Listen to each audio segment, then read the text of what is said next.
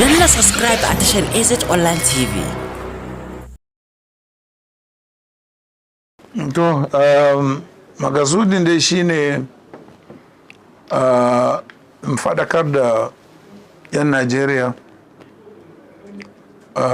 zaben da aka yi da ya wuce ran Asabar da kuma kurakurin da aka yi ta samu ko ta ina da kuma koke-koke da aka yi ta yi don rashin bin dokoki da ƙa'ida da hukumar zaɓe ta yi ran Asabar da ya wuce.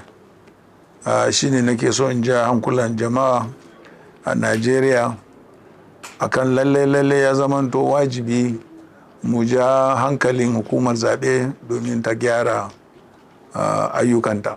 Kaga Bivas din ba ta yi aiki kamar yadda aka ce ya kamata ta yi ba. Sava da aka ce ta yi aiki ba ta yi ba. Kasan haka suka yi mana 2019. Gaba daya suka ɗauke Sava din. To bana kuma akwai alama haka suke so su. Ai ba ni kare zan ɗauki mataki ba. Duka 'yan Najeriya ne za su ɗauki mataki domin kurakurin da aka samu ya shafi duk 'yan Najeriya, kudu da arewa, gabas da yamma. A ganin ka waɗannan kurakuran sun shafi sahihancin zaben da kuma nagartarsa? Kwarai da gaske. Ai hukumomi da suka zo na bin zaɓe daga ƙasashen waje kusan dukansu sun amince ko kuma sun yarda cewa ba a yi zaɓen nan bisa ƙa'ida, bisa dokoki da ƙasa ta shimfiɗa wa hukumar zaɓe ba. Wani mataki za ku ɗauka? Za ku je kotu ne ko kuma dai za ku yi wani abu daban wanda doka ta tanada? Abinda doka ya bayyana shine idan har ba mu amince da abinda hukumar zaɓe ta yi ba, mu je kotu.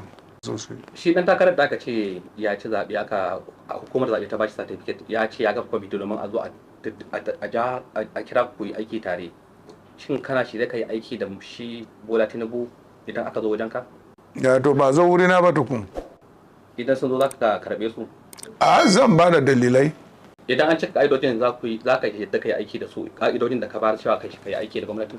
A sai na yi shawara da kuma jam'iyyata. Idan na yi shawara da jam'iyya sun ce a za mu yi aiki tare, fa kuma sun ce ba za mu yi aiki tare ba shikenan.